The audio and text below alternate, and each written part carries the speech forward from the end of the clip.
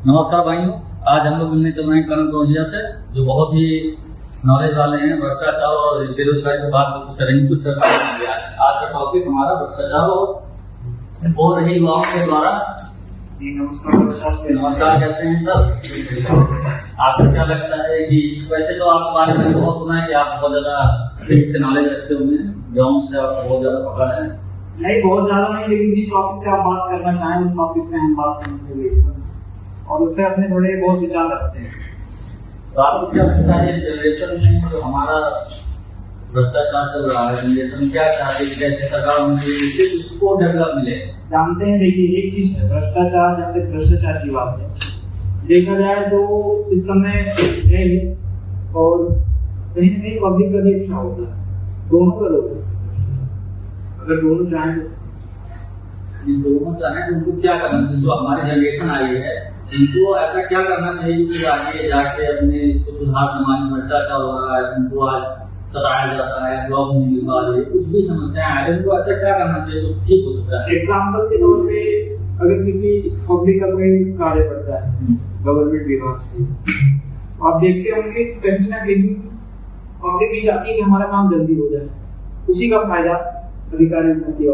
जैसा कि आपने बताया है ना, 100-200 रुपए देकर के अपना काम जल्दी कराएंगे पब्लिक को परेशान। अच्छा, उसी चीज के वो आदी हो जाते हैं, काम जल्दी होता है। हम लोग देखिए करते हैं, तमाम सारी वेबसाइटों पे करते हैं, हर एक काम करने में कुछ नहीं है। वेबसाइट हर सुविधा आपको दे रखी है, लेकिन हर एक काम आपको वेबसाइट या ऑनलाइन करवा करके विभाग से ही करवाना होता है। जब अधिकतर उसमें क्या करते हैं, नहीं हमारा सर्वर नहीं चल रहा है, दुनिया भर की बातें बताते हैं। उनको मतलब इंटरनेट किया जाता है, डिलीट किया जाता है, तो अभी उसमें क्या होती है, परेशान होती, समय बर्बाद होता है और उसके चक्कर में जल्दी कराती है। तो कहीं ना कहीं एक मतलब शुरुआत जो है पब्लिक के द्वारा होती है और उसका मजबूरी का फायदा अधिकारी उठा लेते हैं। और आजकल की जो जनरेशन आई है ये अपना नेता चुनने में कमी कर रही है, ऐसा मुझे लगता है कि इनको सुधार करना चाहिए। इसके भी सुधार करना चाहिए। पहले अगर कोई आप अपना लीडर चुन रहे हैं तो उससे भी पब्लिक को सोचना चाहिए। दूसरी चीज है, पब्लिक को स्वार्थ भी नहीं रखना चाहिए इलेक्शन के टाइम। जैसे आप छोटे छोटे इलेक्शन में देख लीजिए, जैसे आप प्रधानी का होता है, उसी में आप देख लीजिए गाँव में किस प्रकार के चुनाव होते हैं, कोई भी स्वार्थ नहीं हो रहा है। अपने वोट को जो है बिक्री करके स्वार्थ की वजह से खाने पीने के चक्कर में वो कहना नीचे बिक जाते हैं और फिर उसी का फायदा। अब आप ही सोचिए, एक कैंडिडेट अगर कोई प्रधानी का है 20 लाख 25 लाख 30 लाख रुपए दे करके चुनाव लड़ रहा है, तो चुनाव नहीं लड़ रहा है, व्यापार कर रहा है। सही है, वो कहीं ना कहीं वो निकालेगा और आप ही से निकालेगा। हाँ, 10% होते हैं जो कि लॉयल होते हैं, 10% लोग मैं मान सकता हूँ कि निस्वार्थ जो है वोट करते हैं, निस्वार्थ अपना चूज करते हैं, जो है अपना प्रधान चूज करते हैं, लेकिन उसका कोई नतीजा नहीं होता है। कारण ये है कि जब 90% लोग पैसे लेकर के अपना प्रधान चुने हैं, अपना नेतृत्व करने वाला व्यक्ति चुने हैं, तो 10% को कैसे वो करेगा सर्वाइव करेगा? वो 10% भी उसको गलत समझेंगे।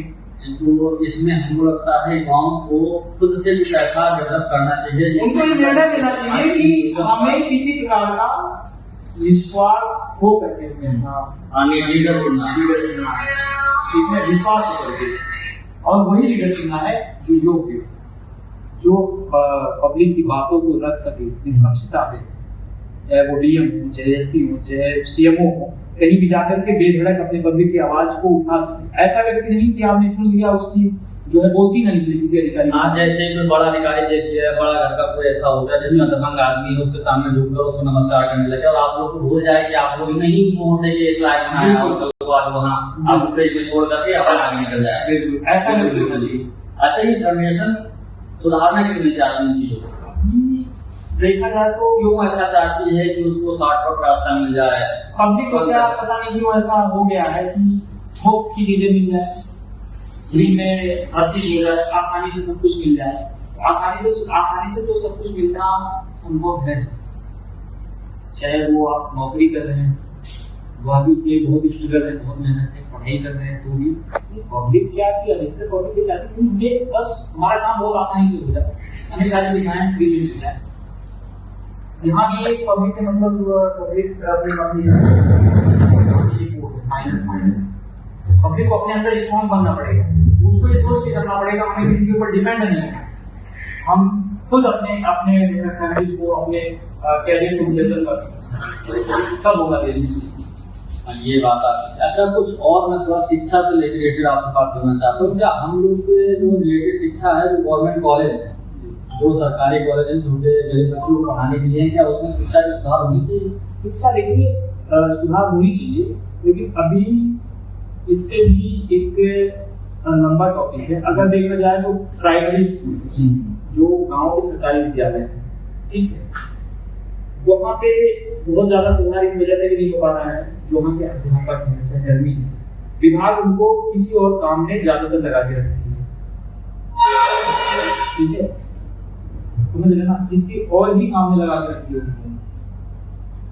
उनको इतना हमारे जानने वाले नहीं है रिलेटिव कि जब इलेक्शन होता है प्रधानी से लेकर के प्रधानमंत्री तक का लोकसभा तक का इलेक्शन सब डाल देते हैं विद्यालय के ऊपर। उन्हीं अध्यापकों को इतना व्यस्त कर देते हैं काम में कि वो बाकी समय ध्यान ही नहीं पाते वो पढ़ाने में। बताइए वो कैसे करेंगे? अपने तरीका दो भाग तो करने देंगे कि एक भाग विद्यालय छोड़ दें और दूसरा भाग वहाँ भी छोड़ दें, तो वहाँ तो उनकी गलती नहीं, वो पूरा कोशिश करते हैं कि विद्यालय अच्छे से चले। माइक पे लगाइए माइक। लेकिन इसका एक ये भी बहुत बड़ा रीजन है कि चुनाव आयोग विद्यालय नहीं रह गया, चुनाव आयोग अपने अधीन करा करके काम कराती है सारी, समझ रहे हैं ना? सही। अच्छा एक चीज और मैं देख रहा हूँ, और यही आप एक जिले स्तर पे जो सरकारी विद्यालय है जो 6 से लेकर 12 तक चलती है, आप चाहिए देखिए बहुत अच्छी पढ़ाई होती है।